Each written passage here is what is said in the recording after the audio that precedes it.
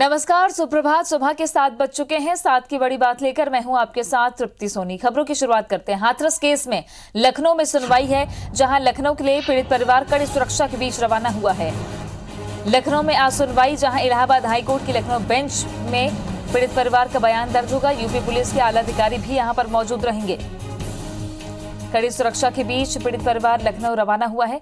Hathras case में आज सुनवाई होने जारी है, जिसमें इलाहाबाद हाईकोर्ट की लखनऊ बेंच में बयान दर्ज होंगे। पीड़ित परिवार को कड़ी सुरक्षा के बीच लखनऊ ले जाएंगे।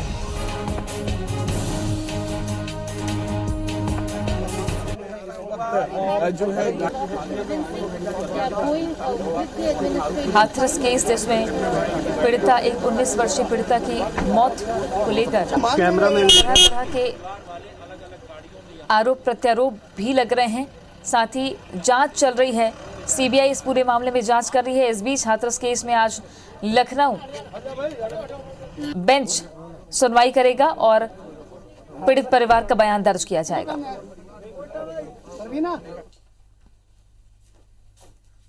बात मध्य प्रदेश की करें तो आज ग्वालियर, गुना और शिवपुरी दौरे पर मुख्यमंत्री शिवराज सिंह चौहान रहने वाले हैं। गुना के बामौरी में सीएम शिवराज की चुनावी सभा है। शिवपुरी के करेरा और पोहरी में भी सीएम शिवराज सिंह चौहान प्रचार करेंगे। बीजेपी प्रत्याशियों के पक्ष में मुख्यमंत्री माहौल बनाएंगे। गुना के बामौरी में मुख्यमंत्री शिवराज सिंह चौहान की सभा है। आज ग्वालियर, गुना और शिवपुरी के दौरे पर मुख्यमंत्री रहने वाले हैं। उपचुनाव की तारीख जैसे जैसे नजदीक आ रही है, वैसे ही बीजेपी अपनी पूरी रणनीति में आगे बढ़ती जा रही है। बीजेपी प्रत्याशी के पक्ष में मुख्यमंत्री आज माहौल बनाएंगे।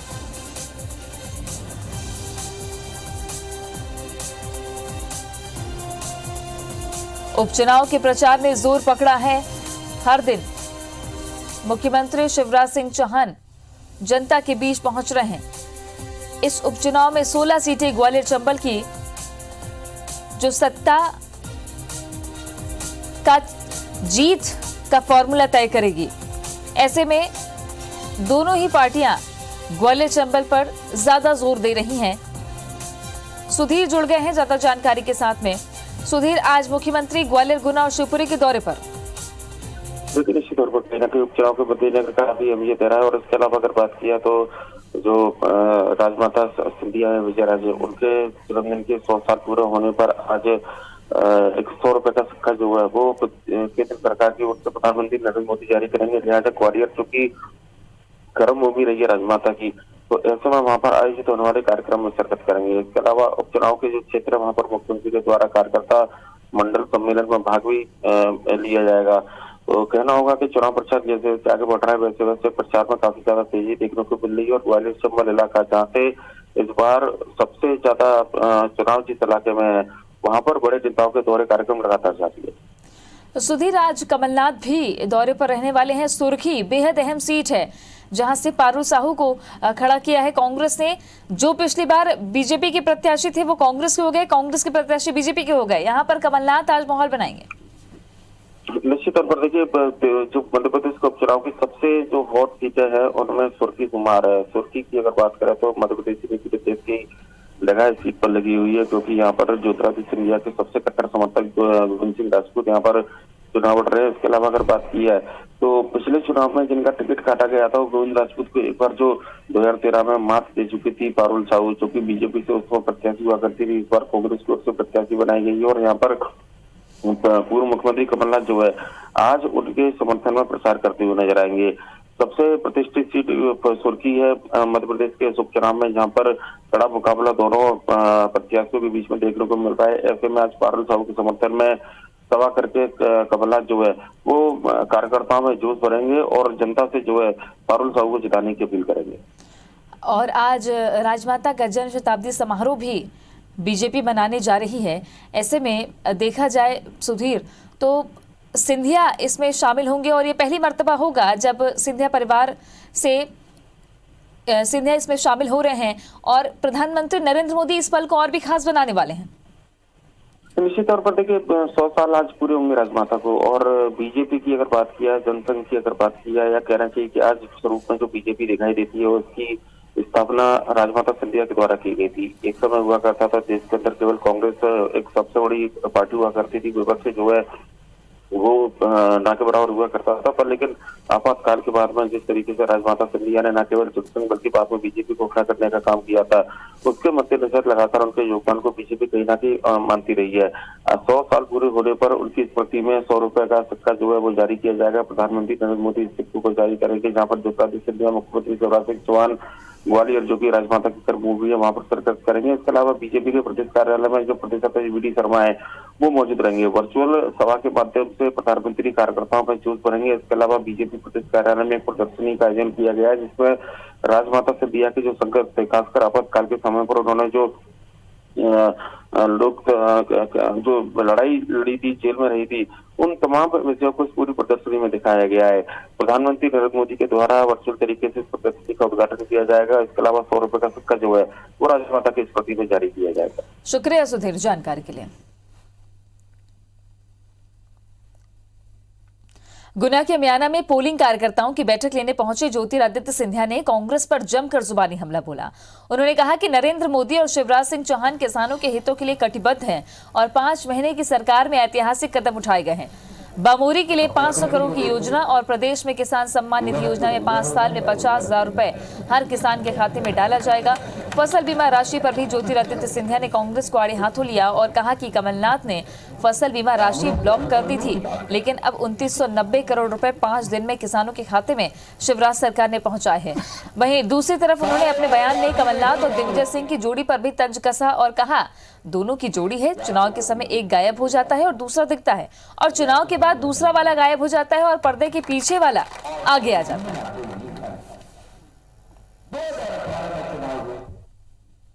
18 तारीख से पूरा दाम किसान को दिया जाएगा हर मंडी पर।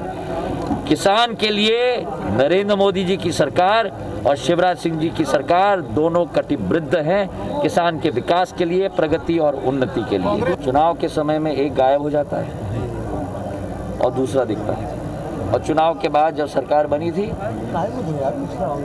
तब दूसरे वाले गायब हो जाते हैं और पर्दे के पीछे वाले आगे आ जाते हैं।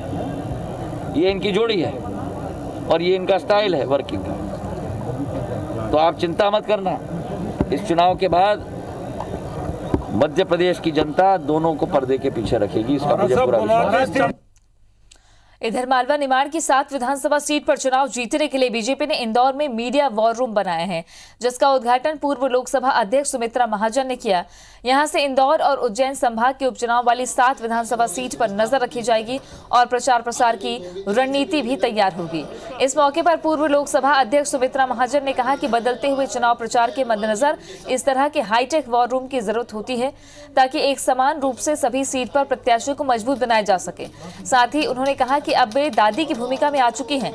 दादी जिस तरह से घर में बैठकर बच्चों पर नजर रखती है, वैसे ही मैं भी पार्टी की भूमिका इसी तरीके से निभा रही हूं पार्टी में। कुछ बात कहां तक पहुंचाना हो वो भी पहुंचा लेंगे, ये एक माध्यम है। और ऐसा ये वॉर रूम का आज यहाँ पर संचालन हो रहा है, शुरुआत हो गई है। अच्छा, आवश्यकता लगे तो जाऊंगी, अभी तो कार्यक्रम बनाया है, मगर हूँ तो दादी माँ हो गई ना आपकी।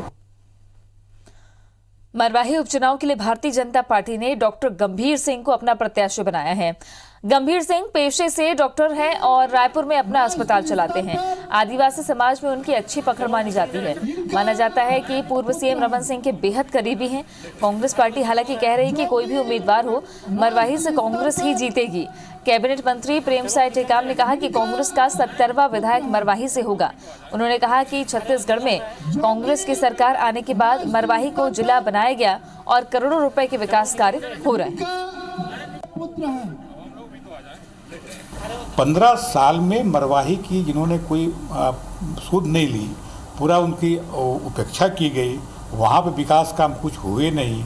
ऐसी स्थिति में कांग्रेस की सरकार ने वहाँ पर जो विकास की गंगा वहाँ पे बहाई है। डॉक्टर गंभीर सिंह वहाँ पर जो अनुसूचित जनजाति का बाहुल्य है, उस बाहुल्य समाज से आते हैं और एक पढ़े लिखे डॉक्टर हैं, और मुझे लगता है कि इसके माध्यम से वहाँ की जनता भारतीय जनता पार्टी के पक्ष में वोट देगी और भारतीय जनता पार्टी जीत कर आएगी। भारतीय जनता पार्टी ने एक मजबूत कैंडिडेट दिया है, लगातार उनका संपर्क रहा है, लोगों की सेवा की है उन्होंने, तो एक मजबूत कैंडिडेट के रूप में और भारतीय जनता पार्टी मजबूती के साथ लड़ रही है। मरवाही उपचुनाव में कांग्रेस की राह आसान नहीं दिख रही है, जहां संभावित प्रत्याशी डॉक्टर के ध्रुव का नाम सबसे आगे चल रहा है और लगभग फाइनल ही माना जा रहा है। वहीं के को लेकर विरोध भी देखने को मिल रहा है। कांग्रेस के तीनों ब्लॉक के सरपंच संघ समेत ग्रामीण आदिवासी नेता बगावती सुर अलाप रहे हैं। सभी ने बूढ़ा देव मंदिर परिसर भाड़ी में बैठकर डॉक्टर ध्रुव को बाहरी बताते हुए टिकट देने का विरोध किया। बगावतियों ने जिला कांग्रेस कार्यालय पहुंचकर संगठन विरोधी नारे भी लगाए। जिला कांग्रेस अध्यक्ष मनोज गुप्ता के सामने ध्रुव को टिकट देने पर विरोध जताया। उनका कहना है कि मरवाही विधानसभा उपचुनाव के लिए कांग्रेस के सक्रिय कार्यकर्ता को प्रत्याशी बनाया जाना चाहिए, किसी अन्य को नहीं। अगर ऐसा नहीं होता है तो मरवाही उपचुनाव में सरपंच संघ अपना एक निर्दलीय प्रत्याशी खड़ा करेगा। तो मैं आप लोग की सहमति होगी तो मैं कभी बाहर के प्रत्याशी को मौका मिल रहा है, जिसका इस क्षेत्र से कोई सरोकार नहीं है, ना नाता रिश्तेदारी है, ना तो किसी प्रकार की भाईचारी। तो हमारा सरपंच संघ की मांग है कि स्थानीय व्यक्ति को मौका दिया जाए, जो 14-15 प्रत्याशी या दावेदार रहे हैं उन्हीं में से एक व्यक्ति को जो है। ये हमारा बगावत नहीं है, अभी भी समय है। यदि हमारे जो क्षेत्रीय जो 12-13 प्रत्याशी जो मैदान में थे, प्रत्याशी के अभिलाषी देव, उनमें से किसी को टिकट मिलता है तो हम कांग्रेस पार्टी के साथ हैं। मध्य प्रदेश में 28 सीटों पर होने वाले उपचुनाव में कांग्रेस को फतह दिलाने के लिए लोकतंत्र बचाव यात्रा लेकर निकले कंप्यूटर बाबा कबड्डी के दांव पेच सियासत में आजमाने की जुगत में लगे हैं। उनका कहना है कि कबड्डी में जो दांव पेच आजमाए जाते हैं उनके सहारे वो गद्दारों को चारों खाने चित्त कर देंगे। दरअसल ग्वालियर में रविवार को माधव डिस्पेंसरी के सामने जैन छात्रावास मैदान में अपने साथी संतों के साथ कंप्यूटर बाबा ने कबड्डी खेली। कंप्यूटर बाबा ने कहा कि कबड्डी हमारा प्राचीन खेल है। लोकतंत्र बचाओ यात्रा लेकर प्रदेश की 25 सीटों पर गद्दारों को सबक सिखाने का अनुरोध करने निकले कंप्यूटर बाबा ने कहा कि हर 3-4 रोज में एक बार कबड्डी खेलकर अपने दांवपेच आजमाते रहते हैं, क्योंकि गद्दारों के खिलाफ कब कौन सा दांव कहां लगाना है जिससे इन गद्दारों को चारों खाने चित्त किया जा सके, इसका अभ्यास किया जाता है। कबड्डी का इसलिए लिया है कि हम लोग समय समय में कबड्डी खेलते रहते हैं, क्योंकि हमें लोकतंत्र में इन गद्दारों को बाहर करने के लिए कौन सा दांव कब लगाना है उसका हम लोग सब पेच लगाते रहते हैं। उसी हिसाब से हम लोग आज जो है 2-4 दिन में एक दिन कबड्डी कर लेते हैं, जिससे इनको चारों कोने चित्त कराने के लिए गद्दारों को, ये हमारा तरीका, अपने तरीके से हम लोग काम करते हैं। इधर कटनी ऑर्डिनेंस फैक्ट्री में लगातार सर्चिंग जारी है। हत्यारा डीएससी जवान गिरफ्त से अब भी दूर है। 30 घंटे बाद भी जेसीओ का हत्यारा पकड़ से बाहर है। आरोपी ने अपना मोबाइल बंद कर लिया है। ऑर्डिनेंस फैक्ट्री में आरोपी की तलाश जारी है, उसे आत्मसमर्पण करवाने की कोशिश की जा रही है। बता दें कि कल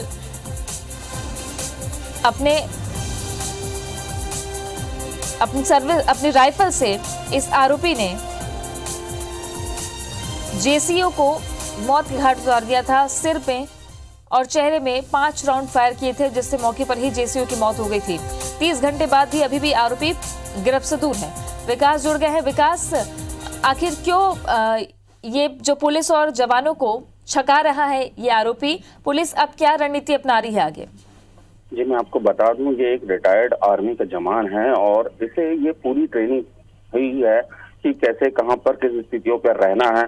और अभी तक 36 घंटे बीत चुके हैं, मगर अभी तक पुलिस के हाथ खाली हैं। आर्मी भी लगातार बाउंड्री के बाहर सर्चिंग अभियान चला रही है, पूरी रात भर पेट्रोलिंग के लिए। उसके बाद भी अभी तक उसका कोई अता पता नहीं चल पा रहा है। और कल रात से ही इसका पूरा मोबाइल बंद है और उसका कोई संपर्क नहीं हो पा रहा है। इससे पहले भी कई बार उससे संपर्क करने की कोशिश की। कभी मोबाइल उसका जब चालू होता था तो उसके परिवार वालों से बात कराई जाती थी, अधिकारी बात करते थे और बहुत कोशिश की गई कि ये आत्मसमर्पण कर दे, मगर अभी तक अभी उसने इस चीज से इनकार करता रहा कि वो आत्मसमर्पण नहीं करेगा। खास बात ये भी सुनने में आई है कि जो भी खबरें सूत्रों के अनुसार जो बताई जा रही है कि जो आरोपी सैनिक है उसके द्वारा ये भी बोला जा रहा है कि 2 लोगों को और भी वो मारने वाला है और उनको सामने लाके खड़ा कर दे, तब जाकर उन्हें मारकर वो आत्मसमर्पण करेगा। और अभी तक भी जो भी है सर्चिंग अभियान तेज कर दी गई है। जैसे ही सुबह हुआ है, कोई वजह बताई जा रही है कि उसने ऐसा क्यों किया और किन 2 लोगों को क्यों मारना चाहता है?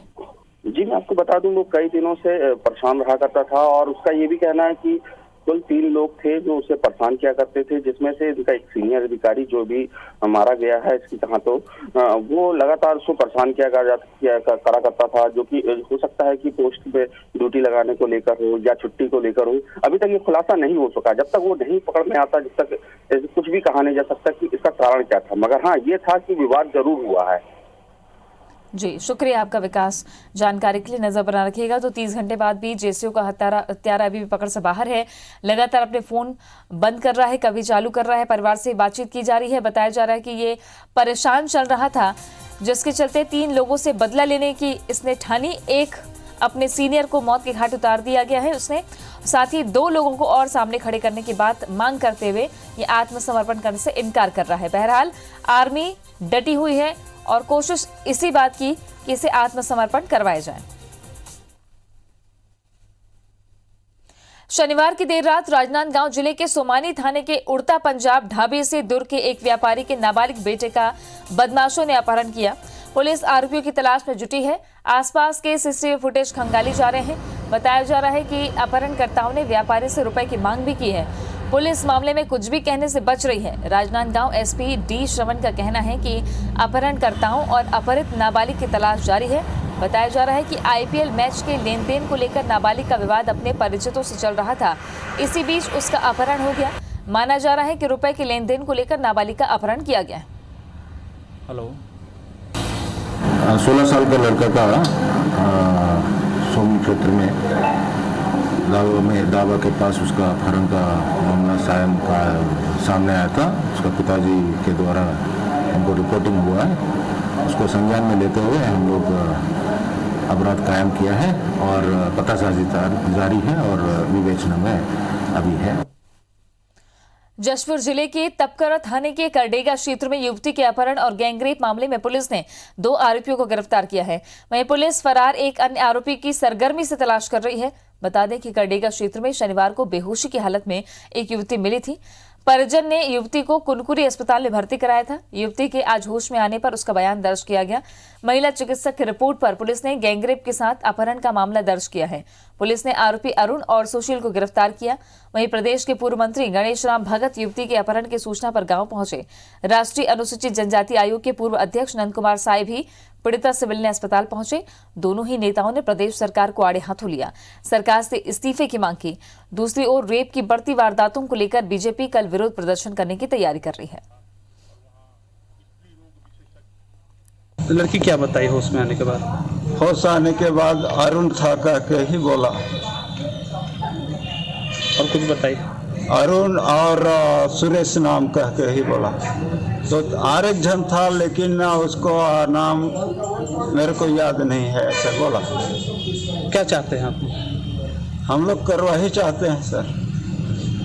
इस पूरे मामले में अभी तक 3 आरोपी स्पष्ट हो पाए हैं, जिसमें से 2 आरोपी गिरफ्त में है और उनको अभी न्यायिक रिमांड पे भेजा जा रहा है। एक आरोपी हमारा जो है वो फरार है, जिसकी पतासाजी के लिए हमारी टीम लगी हुई है। भारतीय जनता पार्टी के रायपुर शहर जिला अध्यक्ष श्रीचंद सुंदरानी ने सरकार को चुनौती दी है कि सरकार कांग्रेस प्रदेश प्रभारी पीएल पुनिया के खिलाफ महामारी एक्ट के तहत कार्रवाई करे। सुंदरानी ने कहा कि कोरोना सैंपल देने वाले को रिपोर्ट आने तक होम क्वारंटाइन रहना चाहिए। कांग्रेस प्रभारी पुनिया ने टेस्ट कराने के बाद न केवल विधानसभा अध्यक्ष से मुलाकात के साथ मुख्यमंत्री और विभिन्न मंत्रियों के साथ बैठकें की और रैलियां भी करते रहे। अब पुनिया की कोरोना रिपोर्ट पॉजिटिव आने के कारण पूरा मंत्रिमंडल व सैकड़ों लोगों पर संक्रमण का खतरा बढ़ गया है। प्रदेश में कोरोना संक्रमण सरकार की लापरवाही के कारण फैला है। सुंदरानी ने पुनिया पर महामारी एक्ट की धारा 188, 269, 270 के उल्लंघन का आरोप लगाते हुए उन्हें गिरफ्तार किए जाने की मांग की है और ऐसा न करने पर बीजेपी ने कोर्ट जाने की बात कही है। कांग्रेस पार्टी की सरकार जिसके ऊपर जिम्मेदारी है 3 करोड़ लोगों को कोरोना महामारी से बचाने के, वे कार्यक्रम करती है। दिल्ली से उनके प्रदेश प्रभारी पीएल पुनिया रायपुर आते कहीं न कहीं सैकड़ों लोगों में संक्रमण फैलाने के वो आरोपी हैं। कोरोना महामारी के तहत जो एक्ट बना हुआ है, कानून बना हुआ है, उसके तहत पीएल पुनिया के विरुद्ध कानूनी कार्रवाई की जानी चाहिए। श्रीचंद सुंदरानी ने पदभार ग्रहण किया तो वहां कौन सी सोशल डिस्टेंसिंग थी, कौन से नियम कायदे कानून का पालन हो रहा था? अभी धरना प्रदर्शन में इनके तमाम बड़े नेता बैठे हुए थे, वहां पर कौन से नियम कायदे कानून का पालन हुआ? कम से कम हमको नियम कायदे कानून ना बताएं। हम पूरी तरह से सक्रियता के साथ में इस बात का ध्यान रख रहे हैं। हाथरस केस का जबल करेक्शन सामने आने के बाद डॉक्टर राजकुमारी बंसल ने यूपी सरकार के कामकाज पर सवाल उठाए हैं। फॉरेंसिक एक्सपर्ट होने के नाते उन्होंने कहा कि अगर पीड़िता से दरिंदगी नहीं हुई तो सेक्सुअल असॉल्ट इंफॉर्मेशन शीट को क्यों भरा गया। जिनके पास पैसा और पावर है वे इस तरह की पेचीदगियों का फायदा उठाकर आसानी से छूट जाएगा। राजकुमारी बंसल नेताजी सुभाष चंद्र बोस मेडिकल कॉलेज में फॉरेंसिक विभाग में असिस्टेंट प्रोफेसर हैं और 4 से 7 अक्टूबर तक पीड़ित परिवार के घर मृतका की भाभी बनकर रह रही थी। वहीं इस मामले में नेताजी सुभाष चंद्र बोस मेडिकल कॉलेज से उन्हें नोटिस देने की भी तैयारी है। अगर रेप हुआ नहीं है तो क्यों पुलिस ने और क्यों डॉक्टर ने जो एग्जामिनेशन किया था उन डॉक्टर ने sexual assault information sheet fill की थी। जब रेप हुआ ही नहीं था तो जरूरत ही नहीं थी उस सीट को फिल करने की, उसमें सारी इन्फॉर्मेशन लिखने की जरूरत ही नहीं थी। ये सिस्टम को मतलब पुलिस को भी पता होगा, ये चीज़ डॉक्टर को भी पता होगी, तो इस बात को आप कैसे नकार सकते हैं। रायपुर धरसीवा थाना क्षेत्र के अंतर्गत भाटा स्टेडियम के पास सरपंच वहीदा, उप सरपंच साहिल खान, सरपंच पुत्र सोहेल खान और अन्य लोगों ने पुरानी रंजिश के चलते केशव साहू, नरेश पांडे, सुरेश पांडे, हितेश पांडे और चंद्रकांत साहू पर चाकू से हमला किया। घायलों को ग्रामीणों ने मेकाहारा अस्पताल रेफर किया जहां उनका उपचार जारी है। घटना के बाद से पूरे क्षेत्र में तनाव का माहौल है। साथ ही क्षेत्र में अतिरिक्त बल की भी तैनाती की गई जिससे माहौल शांत रहे।